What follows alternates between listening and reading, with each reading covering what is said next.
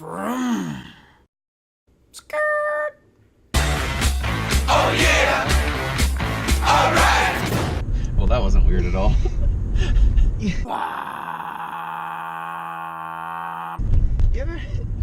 ever go into a movie theater and you sit there for about 5 minutes and you realize you were in the wrong movie? I feel like 2/3 of the way into this, I realized I was in the wrong movie. Like, it's one thing, and then it is a different thing. Yeah. I don't know what... Yeah, it was weird. What the hell? I can't even tell you if I liked it or not. I liked it just because I love weird original shit, and that was definitely nothing but weird and original. I'll give you weird and original. I thought it was funny. I thought that the people in it were funny. It was weird though. I've seen some weird fucking movies in my day, and that was easily one of the top 5 weirdest movies I've ever seen. That was the weirdest. Like, it was weird. It was weird for most of it, and then it became super fucking weird. Absolutely insane. Like, I can't even steal a word from Jared. Bonkers. Bonkers is a good word to say. Like, what the hell? And I'm talking like 80% into the movie. Yeah. When you figure out the horses, that comes out of nowhere. You're like that. From then on, I was like, what the hell is going on? Yeah. Yeah, that's when it turned completely bonkers. That was like already it was like weird and silly and kind of fantastical, and I was like, all right, fine, like I can fuck with this. And then there's a horse dick, and then these horsemen come out of nowhere. And then I'm just like, what the hell am I watching? Did I fall asleep? And am I dreaming now? Like, not that I have a dream about that, but... See, here's what I was thinking. I thought, so he got hit in the head with that can, like he had a concussion or something. Oh, you thought he was about to be dreaming? I thought he was like dreaming. After that? Yeah, or at least in a concussion state, and like he was whatever, but... Dude. Yeah, no, it turned out to actually be horsemen. And the people accepted. I think that was kind of a political statement almost, of like... Just well, like yeah. how people will accept anything that's, you know, powerful. Yeah. And like I think that kind of takes a little dig at the president a little bit, like, because did you see all the people who were lined up picketing for that guy's support were mostly old white Southern people. Sure. So yeah, and then he even said, what was it he said? If there's no other way, then they'll accept the crazy thing. Yeah. There was even a line about that. Yeah. Well, it was definitely crazy. What the hell? I'm just, that's me right now. I'm going to talk about the most of the movie for a second. And I really liked it. Not the horse penises. But everything before the horse penises, I was in for. Yeah. Like, it was goofy. It was, it was wild. It was out there. The thing with the white voice was hilarious. That was so fun. The Patton Oswalt guy, the guy who Patton Oswalt was. The guy whose name was a bleep. Yeah, he was killing me. He was hilarious because he would say, like, he sounded like a white guy who was trying to sound like a black guy. He'd like, all right, my brother. Yeah. He would say, like, and for a while there, I was like, oh, okay, here's a movie about a guy who is having to sort of give up being down for the sake of his own advancement in a corporate world. And I was like, okay, I'll fuck with this. Like, this is cool and interesting, and I can connect with that because, like, I work in a corporate world. Right. And I have a white voice. And so it's like, I was like, okay, this is cool. Like, I can dig this. And then, he meets Armie Hammer, and he's like, I got this really good opportunity for you. And then there's horse dicks. Everything before that, though, I was down with. Like, even the picketing before then. Yeah. And the whole, he's kind of having to abandon his friends and stuff, and this Stephen Yeun guy was kind of this social justice kind of riot starter guy. You know, and I dug that, and the immorality of the idea of like giving up your own morality for the sake of your own success. Yeah. All of that I was I just in. I can't But stop laughing now about the I'm horse not. dick. I will never think about this movie without seeing that giant horse dick, and that sucks. Like that frustrates me because it was really good and really thoughtful for a long time, and then a horse dick. And maybe I'm just missing the message on horse dicks, but I mean, it's a message of you know, it's slavery. Yeah. You know, what that is. So it's just like it does it in such a man, weird. Because yeah, it was funny going into this. I'd seen some tweets and stuff like, "What did I just see?" Mm-hmm. And I'm like, I'll tell you what you just saw. Yeah, horse dicks.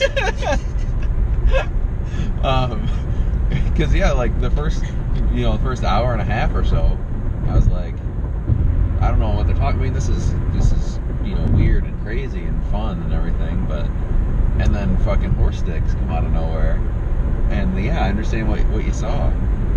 Like, I was really hoping he wouldn't turn into a horse, but you expected it after he did the coke. Yeah, and then he does turn into a horse. Yeah. And then he goes in and beats him, I guess, to death, or what? That's what we're supposed to think. Yeah.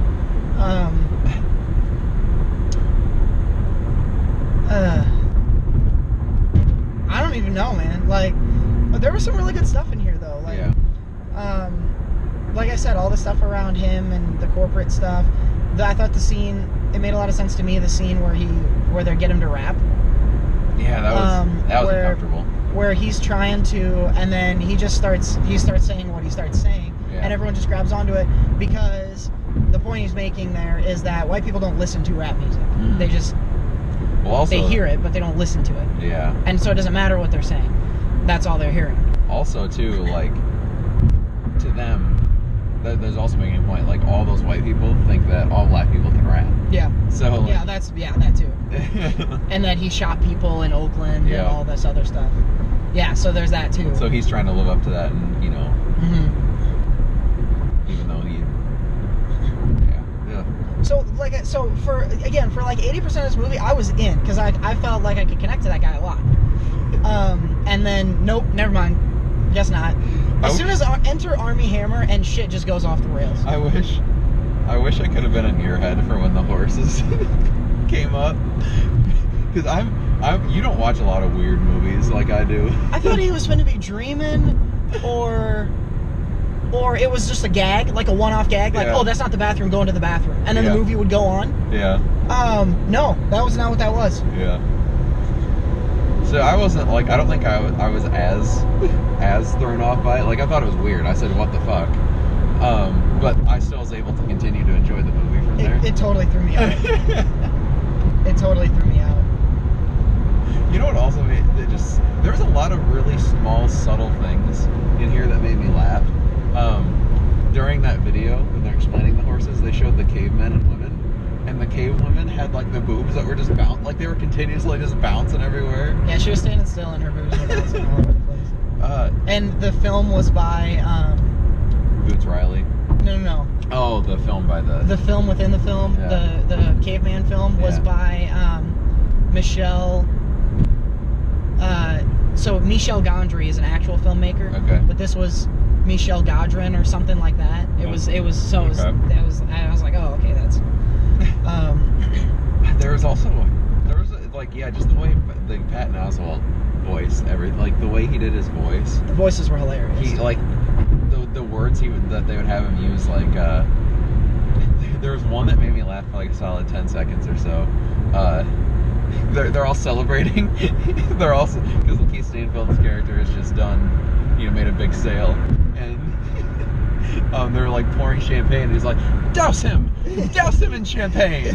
I just like the way he said douse is killing me. I bet it was a lot of fun for them to do that voiceover stuff. David Cross did Lakeith Stanfield's voice, and that was great. Was the boss guy? Was that like the Old Spice guy, or am I thinking of someone else? That's not the Old Spice guy. I thought it was Common for a second, but it wasn't. No. I don't know who it was. Common's all bald. Yeah, I don't know who it was. We can put hair on a bald guy. but it wasn't him. I don't know who it was, but I've seen him and stuff. Yeah, no, I've seen him and stuff, but he reminded me of that Old Spice guy. But yeah, no, David Cross and Pat Oswalt were great with their voice. Did Tessa Thompson have a voiceover when she was being British? Was someone doing? I don't know if that was her. I don't know if she was doing. It looked like it was lip synced or lip synced. But I don't know who that would have been. Speaking of Tessa Thompson, I thought she was great. She does her classic Tessa Thompson. I liked her. I liked her stuff in it. She totally reminded, and I think I mentioned this before, she totally reminded me of any character from a Spike Lee movie. Yeah. Which I had to keep reminding myself that this isn't. Yeah, it definitely a Spike Lee movie. Yeah, because like it very quickly goes away from the telemarketing. The thing that I was drawn in by formerly doing phone jobs was the telemarketing thing, and it was very quickly away from that. Yeah. Like, I mean, we walked in a little late, so we might even missed most of it. But yeah, I don't.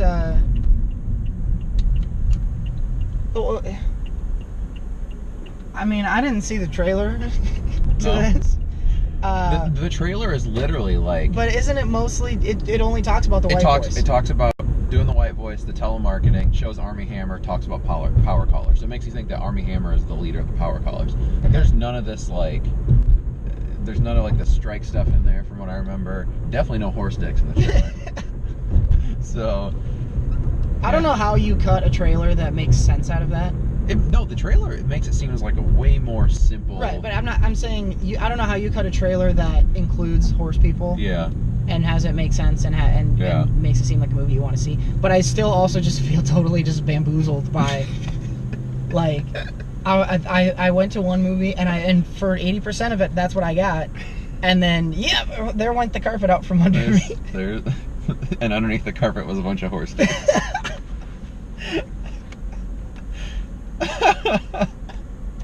I don't even.